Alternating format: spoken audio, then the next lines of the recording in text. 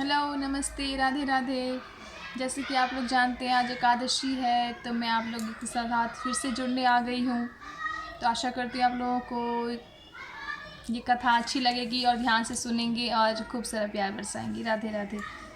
पौष माह के शुक्ल पक्ष की एकादशी का नाम पुत्रदा एकादशी है। इस दिन नारायण की पूजा की जाती है।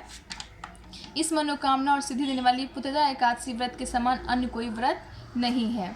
भगवान श्री कृष्ण ने कहा, हे युधिष्ठिर, पूर्व काल की बात है। भद्रावती नामक नगरी में सुकेतु नाम का एक राजा राज्य करता था। उसकी रानी का नाम शैव्या था। राजा की कोई संतान नहीं थी। इस कारण राजा और रानी पुत्र न होने की चिंता सदैव चिंतित रहा करते थे। राजा के मन में भी चिंता थी कि पुत्र न होने पर मेरे पूर्वजों और मुझे भी पिंडदान कौन देगा। बिना पुत्र के पितरों और देवताओं का ऋण में कैसे चुका सकूंगा। उसके पितर रो रो कर पिंड लेते थे। इसके बाद हमें पिंड कौन देगा। भाई बांधव धन हाथी घोड़े सब कुछ था, लेकिन वो राजा को संतोष नहीं था। जिस घर में पुत्र न हो उसमें अंधेरा रहता ही है। राजा रात दिन इसी बात चिंता में घुलता रहता था। इसलिए उसने सोचा कि मुझे पुत्र की प्राप्ति के लिए प्रयत्न करना चाहिए। पूर्व जन्म के कर्मों ही अगले जन्म में पुत्र धन आदि प्राप्त होते हैं। इसी प्रकार चिंता में राजा के दिन कटते गए। एक समय राजा ने अपना जीवन की समाप्त करने की सोची, परंतु आत्महत्या को महापाप समझकर वो ऐसा नहीं कर पाया। इन्हीं विचारों में डूबा राजा एक दिन बगैर किसी को बताए घोड़े पर चढ़कर वन को चल दिया। वहां उसने देखा कि हाथी अपने बच्चों और हाथियों के साथ घूम रहा है। उस वन के दृश्यों को देखकर राजा का दुख और बढ़ गया। वह सोचने लगा कि वह पुत्रहीन क्यों है। इसी सोच में दोपहर बीत गई। वह सोचने लगा कि मैंने अनेक यज्ञ किए और योग्य ब्राह्मणों को भी भोजन से तृप्त करके उन्हें दान दक्षिणा दी, परंतु फिर भी मुझको यह दुख क्यों मिल रहा है। आखिर इसका कारण क्या है। राजा मन में दुखी होकर सोचने लगा कि अपनी इस व्यथा को किससे कहूँ। ऐसा सोचते भटकते राजा को भूख प्यास सताने लगी। राजा प्यास के मारे दुखी होकर जल की खोज में इधर उधर भटकने लगा। किसी पुण्य के प्रभाव से थोड़ी दूर पर राजा ने एक सरोवर देखा। उस सरोवर में कमल खिल रहे थे तथा सारस हंस आदि विहार कर रहे थे। उस सरोवर के चारों ओर मुनियों के आश्रम बने हुए थे। उसी समय राजा के दाहिने अंग फरकने लगे। राजा शुभ शकुन समझकर घोड़े से उतरा।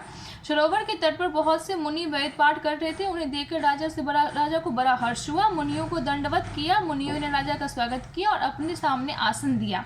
राजा मुनियों के सामने बैठ गया। राजा ने बारंबार प्रणाम किया। राजा को आसन दे मुनियों ने कहा, हे राजन, हम तुमसे अत्यंत प्रसन्न हैं। तुम्हारी क्या इच्छा है, कहो। राजा ने उनसे पूछा कि महाराज, आप कौन हैं और किस लिए यहाँ पधारने का कष्ट किया है, सो कहिए। मुनियों ने राजा की विनम्रता से प्रसन्न हो अपना परिचय दिया। मुनि बोले, हे राजन, हम विश्व देवा हैं और माघ स्नान के लिए आए हैं। आज से 5 दिन बाद माघ स्नान आरंभ होगा।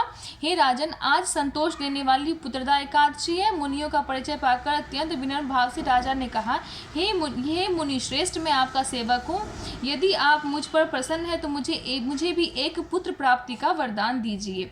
मुनि बोले, हे राजन, आज के ही दिन पुत्रदा नाम की एकादशी है। इसका व्रत पुत्र की मनोकामना पूर्ण करने वाली और उत्तम संतान देने वाला होता है। आप आज विधि पूर्वक इस पुत्रदा एकादशी का व्रत करें और भगवान विष्णु की आराधना करें। श्री कृष्ण कहते हैं, मुनियों के वचनों के अनुसार राजा ने उस दिन एकादशी का विधि पूर्वक व्रत अनुष्ठान किया और द्वादशी को अपना पारण भी किया। इसके पश्चात मुनियों को प्रणाम करके राजा अपने महल में वापस आ गया। श्री विष्णु भगवान की कृपा से कुछ समय के बाद रानी ने गर्भ धारण किया